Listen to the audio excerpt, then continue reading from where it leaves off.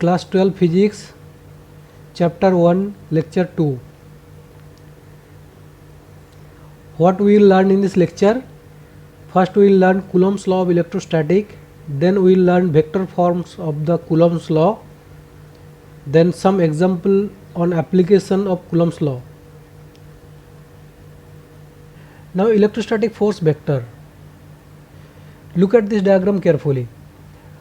Always draw the force vector with the tail on the particle. If you try to draw the force vector, you have to draw the force vector with the tail on the particle. So this is the force vector, tail on the particle.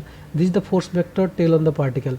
So now you can see here two positive charges are there. So they exert on each other with a repulsive force. What will be the direction of the repulsive force? For this particle, the repulsive force will be in this direction. For this particle, the repulsive force will be in this direction. So this force pushes the particles apart. Now coming to the second case, this is our negative charge, this is negative charge. Here also the same case, because both charges are the negative, means same charges, they will repel each other. So they will push the particle further apart. Coming to the third case, here there is a positive charge and a negative charge. So these two opposite charges, they will attract each other. So this attraction force is presented by this arrow. This attraction force are presented in this arrow, but there are forces pull the particles together. So if they are opposite charges, they will attract each other. From this diagram we try to present that when the particles exert the attractions or repulsion force, how you will draw the force diagram. Now coming to Coulomb's law of electrostatic. Here we want to take a look back the Newton's law of gravitation. You might be wonder, when we are talking about the Coulomb's law of electrostatic, why we are talking about the Newton's law of gravitation, which you already studied in class 11? Because there are a lot of similarities up there with these two laws. So we want to remember the Newton's law of gravitation so that we can easily remember the Coulomb's law of electrostatic once again. So Coulomb's law of gravitation, that force equals to G into m1 m2 by r square r cap. If you write in the scalar form, F equals to G into m1 m2 divided by r square. What was the Coulomb's law of gravitation? If the two mass are present, one is m1, another is m2, then if they are separated by a distance r, then the force of attraction will be proportional to m1 into m2, and the force of attraction will be inversely proportional to the distance square. This was Newton's law of gravitation. Already you studied in class 11. Now Coulomb's law of electrostatic. Coulomb's law of electrostatic states that if two charges are present, one is q1, another is q2, they are separated by a distance r, then the attraction or repulsion force will be proportional to the product of the charges. F is proportional to the product of the charges, that is q1 and q2, and F is inversely proportional to the distance square, F proportional to 1 by r square. This is similar to the Newton's law of the gravitation. From here, if you want to club together, then you will write F proportional to q1 q2 divided by r square. If you want to remove this proportionality, then you can use F equals to K into q1 q2 by r square, where K is called the static force constant. So this is our famous Coulomb law of electrostatic. F equals to K into q1 q2 by r square. So you can see that there is a lot of similarity with the gravitation law. F equals to G into m1 m2 by r square, or here F equals to K into q1 q2 by r square. Okay, where the K is called the static force constant. Now in free space and in SI unit, free space means this charge q1 and q2, if they are in free space, we can write that K, that constant, equals to 1 by 4 pi epsilon 0 equals to 9 into 10 to the power 9 Newton meter square per Coulomb square. Epsilon 0 is called permittivity of the free space. So you have to remember that constant K is represented by 1 by 4 pi epsilon 0, that magnitude is 9 into 10 to the power 9 Newton meter square per Coulomb square, and this epsilon naught is called permittivity of free space. So from here, if you want to write F equals to 1 by 4 pi epsilon naught into q1 q2 by r square. This is in free space or generally also in air. Why in air we will come to know later. So normally free space and in also air we can write Coulomb's law in the form of F equals to 1 by 4 pi epsilon 0 into q1 q2 by r square. That is our famous formula that you have to remember. Now Coulomb's law in a medium and dielectric constant. Force in air or Coulomb force in free space equals to, we can write 1 by 4 pi epsilon naught q1 q2 by r square. Now inside a medium means your charge q1 and q2 they are placed inside a media. If they are placed inside a medium, let's say water is our medium. Inside water we kept two charges plus q1 and plus q2. So inside the medium the Coulomb force will be defined as F media equals to 1 by 4 pi epsilon q1 q2 by r square. So what is being changed? Epsilon naught was for air or free space, we changed into epsilon only. So in any medium, epsilon is called permittivity of the medium. This is very important. So this epsilon is called permittivity of the medium. From here all other parts are the same. 1 by 4 pi are the same. q1 q2 by r square, q1 q2 by r square are the same. Only epsilon, in the place of epsilon naught we changed into epsilon for a medium. Now if you take a ratio of this F air divided by F medium, so what will remain? F air by F media, if you take a ratio, then only epsilon divided by epsilon naught will remain. You can easily calculate this one. So all the other things will be cancelled out. Epsilon by epsilon naught is represented by epsilon r and also called small k. This epsilon r, it is called relative permittivity of the medium. This epsilon r is called relative permittivity, and k is called dielectric constant of the medium. This is very important. So when I taking the ratio of the force with the medium with the air, means F air divided by F media, we will get epsilon divided by epsilon 0, that is called epsilon r. Epsilon r is called relative permittivity, and this is also denoted by small k. Small k is called the dielectric constant of the medium. This epsilon r and k, they are the property of the medium.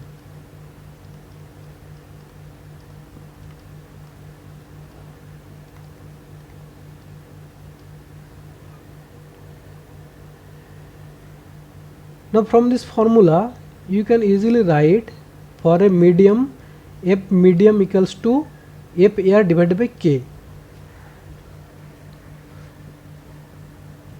Inside the vacuum the magnitude of k is 1.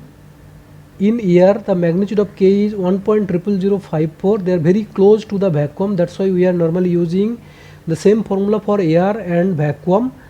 Now in k inside the water is 80. So what does it mean? If you calculate the force in water, that equals to the force in air divided by 80. The Coulomb force between the two particles will be reduced by 80 times inside the water. Is that idea clear? That is the physical significance of K.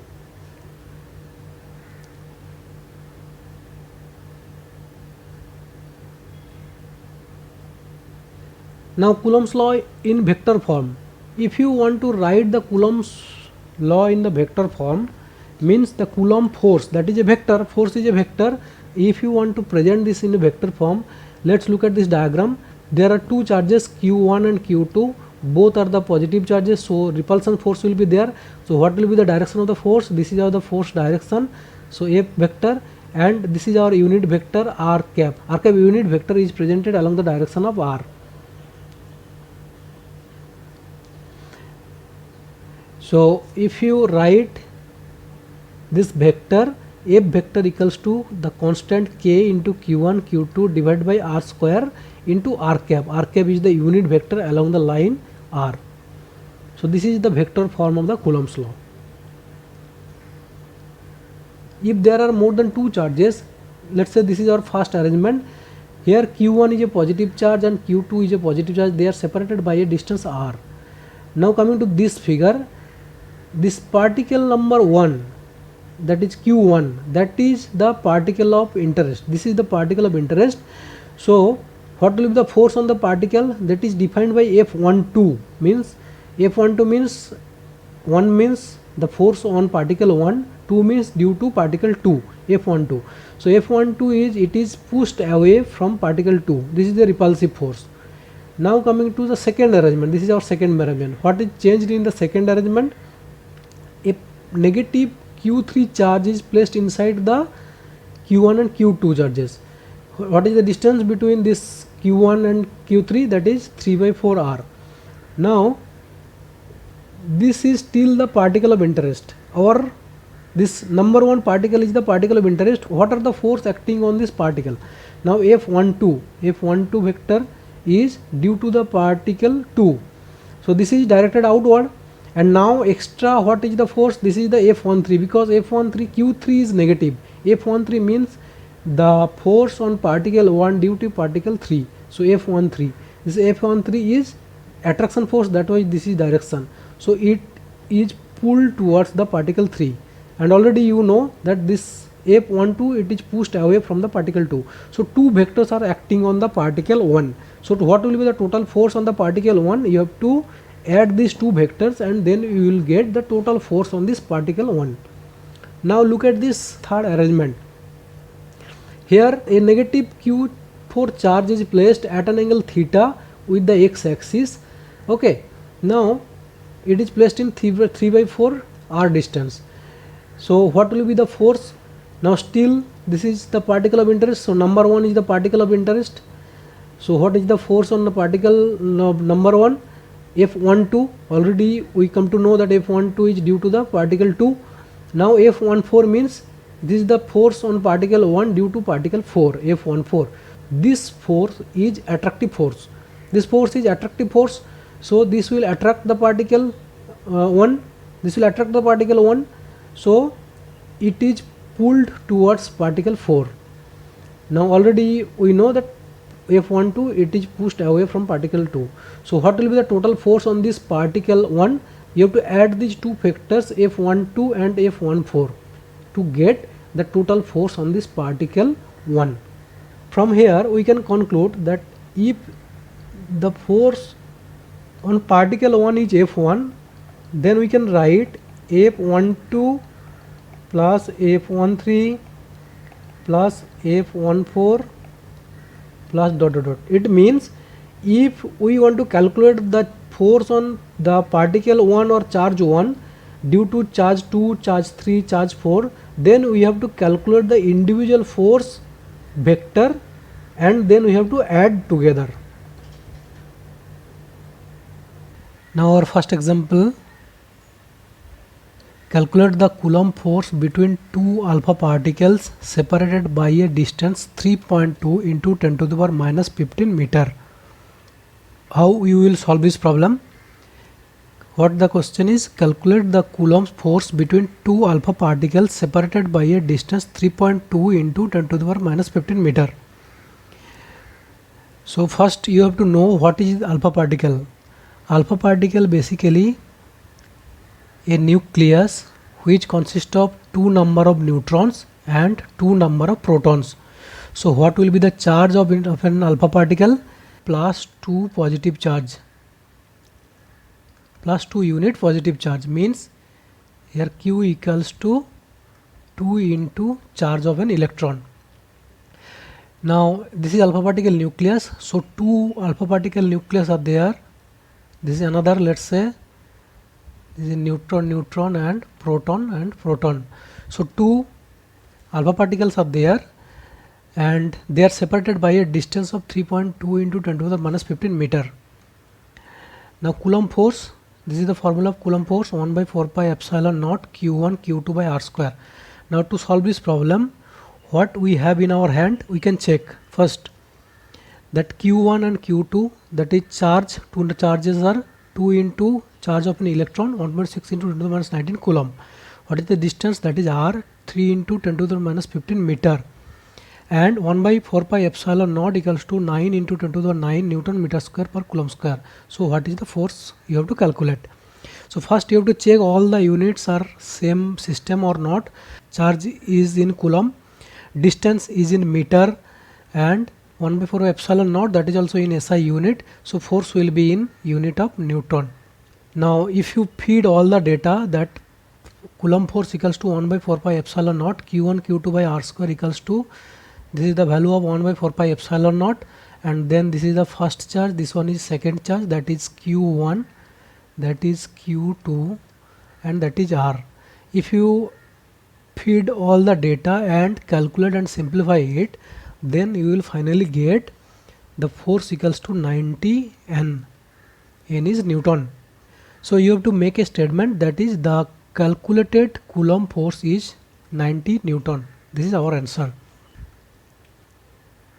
Now coming to example number 2. Calculate the distance between two protons such that the electrical repulsive force between them is equal to the weight of either. You can pause the video and read the question carefully.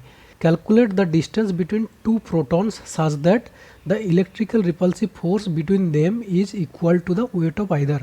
Two protons are there, they are separated by a distance r. So you have to calculate this r. Now what we have here, mass of the proton is given, the charge of proton, that is 1.16 into 10 to the minus 19 coulomb, g equals to 9.8 meter per second square, 1 by 4 pi epsilon naught, that data is given. We have to calculate the r. So here check all units are in same system or not, that is SI. So mass is in kg, charge in coulomb, g is in meter per second square, 1 by 4 pi epsilon naught is in Newton meter square per coulomb square, r will be then in meter.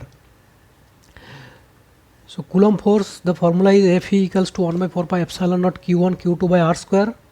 Next, the weight of the particle or weight of a proton, that is m into g. And what is the condition we have? The electrical force will be weight of one proton. This is our condition. This is our given condition.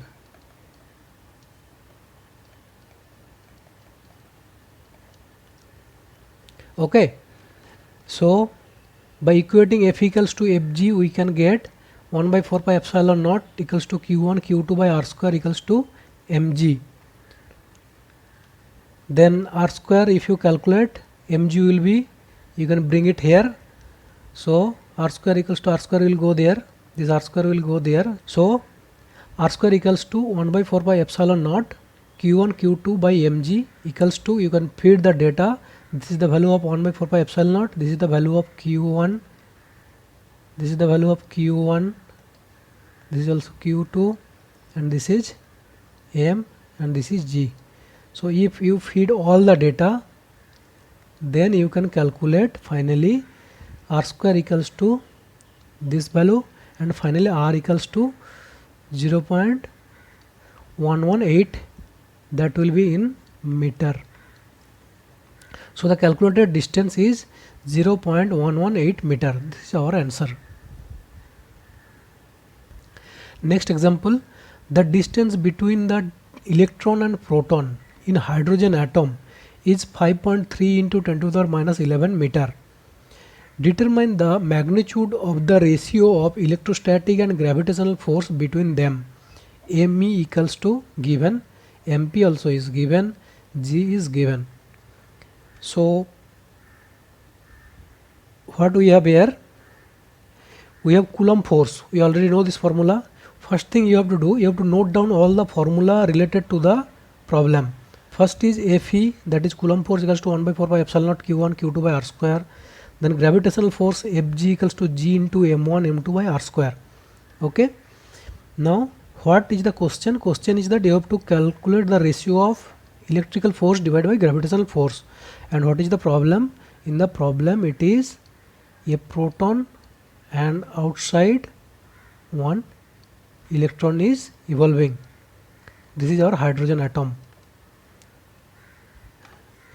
So if you try to equate Fe by Fg, you have to feed the formula 1 by 4 pi epsilon naught q1 q2 by r square, and then g into m1 m2 by r square.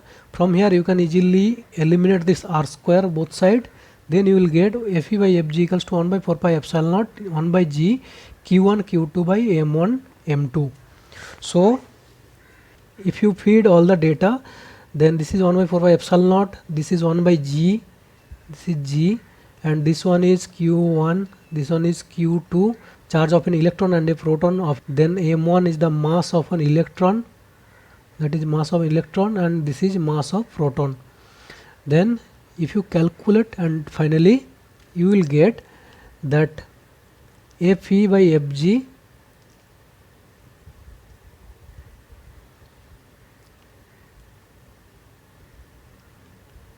you will finally get Fe by Fg equals to 2.27 into 10 to the power 39. So calculated magnitude of the ratio is 2.27 into 10 to the 39. This is our answer. Coming to next example, two identical metal spheres having equal and of similar charges repel each other with a force 103 Newton when they are placed 10 centimeter apart in a medium of dielectric constant 5. So determine the charge on each sphere. Here what is the problem? Problem is that two charged spheres are there. They are separated by a distance. They have equal charge. Let's say this is plus q, this is plus q, and the force is given, F is given. Then you have to calculate q equals to, you have to calculate. Now you can see what we have here. The force is given here, R equals to 10 centimeter. It is in centimeter, so we have to change it in meter, that is 0.1 meter. Here given the dielectric constant k equals to 5. Dielectric constant, what is the formula? Psilon by psilon 0 equals to k. This is our formula. And q1 q2 equals to q equals to what? This is our question. So from Coulomb's law we can write, for Coulomb's law in a medium, F equals to 1 by 4 pi epsilon q1 q2 by r square. So for a medium we have to change, instead of epsilon naught you have to change in epsilon, 1 by 4 pi epsilon q1 q2 by r square. So equals to 1 by 4 pi, we are changing epsilon naught to epsilon 0 k. How we will get this formula? You can look at here. From here we can write epsilon equals to epsilon naught into k. This value we can feed it here. Okay. So finally what we will get, in the left side 103, this is the magnitude of force, that equals to 9 into 10 to the power 9 into 1 by 5 into q square divided by r square. From here if you calculate, q equals to 2.39 into 10 to the power minus 5 coulomb. So charge on each sphere is 2.39 into 10 to the power minus 5 coulomb. This is our answer.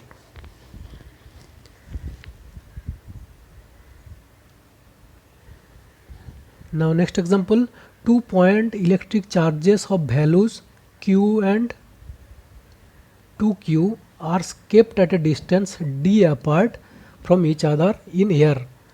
A third charge q is to be kept along the same line in such a way that the net force acting on q and 2q is 0.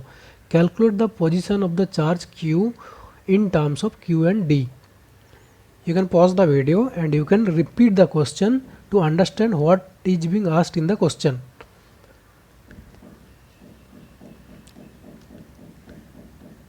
Now from the problem given above, the possible diagram is like below. This is our possible diagram. Q and 2q are positive charge and q is negative charge. Only then the net force q and 2q will be 0 in presence of q. We will check this statement. Here this is our positive q charge, this is our positive 2q charge. Due to this positive 2q charge, what will be the force on q in this direction, that is repulsive force. Same thing for this q, on 2q the force will be in repulsive force in this direction. Now if you put a charge q here and it is negative, then on this q charge this will be the attraction force and on this 2q charge this will be the attraction force. Now here two force in opposite direction and here also two force opposite direction, then the balance is possible, means total force on q and 2q will be 0. This balance is possible only when q is negative. If you imagine that here is plus q charge, here is plus 2q charge, and here suppose plus q charge, then what will be the force? Then here will be the force, one force is for plus 2q and another force is for q, and also in this 2q there will be force in this direction, also in the same direction for plus q. So these two forces, the total force will be never 0 for this case, so this q charge will be negative charge and it is placed inside. Now we can assume that this minus q charge, this minus q charge is placed at a distance r from the charge number 1. From the diagram, we first will take focus on charge number 1. This is our charge. So for charge q, repulsive force due to 2q, okay, due to 2q, that is F12.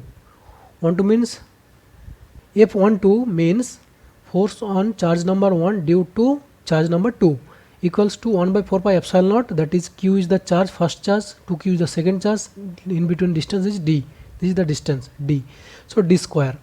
This is acting left in this direction, first case. Second, the attraction force due to q, because q is negative, so this will be the attraction force. The attraction force is F13 equals to 1 by 4 pi epsilon naught q into capital Q divided by r square towards right. This is acting in the rightward direction, right? Now coming to the charge q. Now our focus is charge number 2, that is charge 2q. Now coming to charge 2q, that is our charge number 2. Repulsive force due to charge q is F21 equals to 1 by 4 pi epsilon naught q into 2q divided by d square.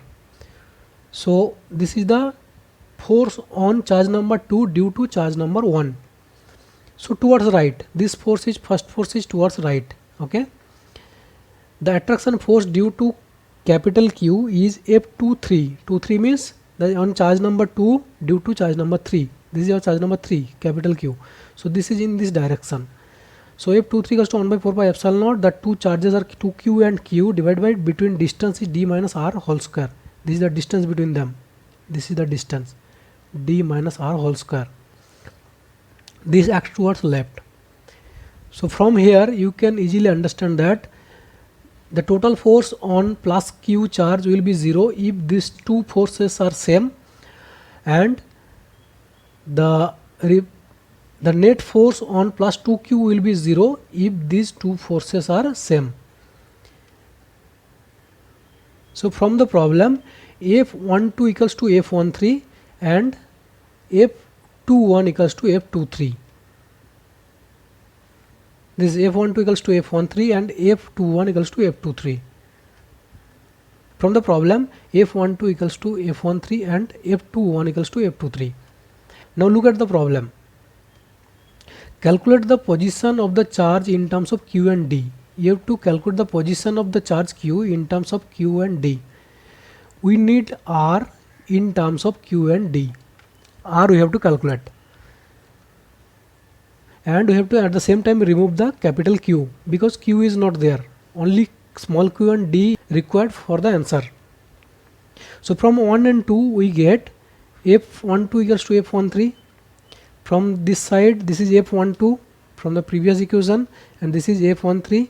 If you put there and if you this side F1 by 4 pi epsilon will be cancelled out, that Q will be cancelled out, then 2q by d square will be equals to q by r square. This is first equation, that is equation number 5.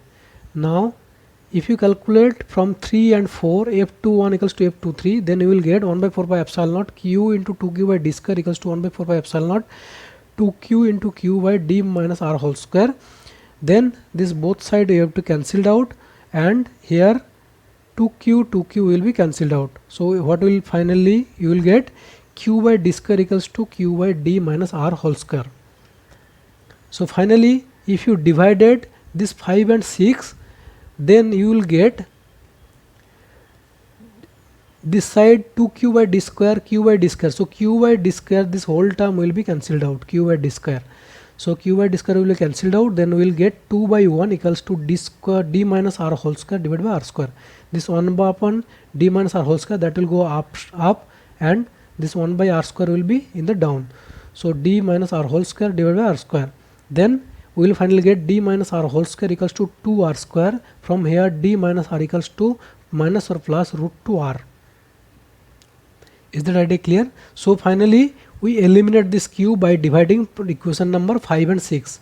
Why we are dividing equation number 5 of 6? We want to eliminate the q, because in the answer q is not required. So you have to remove the q. Then from here, if you arrange for r into 1 plus minus root 2 equals to d, r equals to d by 1 plus minus root 2. This you send this to this direction. Finally we get r equals to d by 1 plus minus root 2. Now taking the positive sign, we will get r equals to, what was r equals to d by 1 minus plus root 2. That was our equation. Then from here, if you take the positive form 1 plus root 2, from here if you multiply with 1 minus root 2 in the upside and downside, then you will get d into 1 minus root 2 divided by 1 plus root 2 into 1 minus root 2. This is a plus b into a minus b. Then if you calculate, that will be a square minus b square. So finally we will get 1 minus 2. If 1 minus 2, it means that is minus 1. Then we will get d into root 2 minus 1. If we are taking negative sign, then what we will get? R equals to d by 1 minus root 2. Now this 1 minus root 2, this is less than 0, because root 2, the magnitude of root 2 is nearby 1.41. So from here we will get 1 minus root 2, this is negative. So r is negative. We can ignore this term. This negative value of r we can neglect. So q charge will be placed at a distance d into root 2 minus 1 from the charge q towards the charge 2q. This is our answer, because that was r. So thank you very much. So what we have learned from this lecture, Coulomb's law, that force F equals to k into q1 q2 by r square r cap. This is the vectorial form, and in free space or in the air, Coulomb's law is written F equals to 1 by 4 pi epsilon naught q1 q2 by r square. Then in any medium, F equals to 1 by 4 pi epsilon q1 q2 by r square. And finally relative permittivity or dielectric constant, that is F air divided by F any medium equals to epsilon divided by epsilon naught equals to epsilon r equals to k. This epsilon r is called the relative permittivity and k is called the dielectric constant of the medium.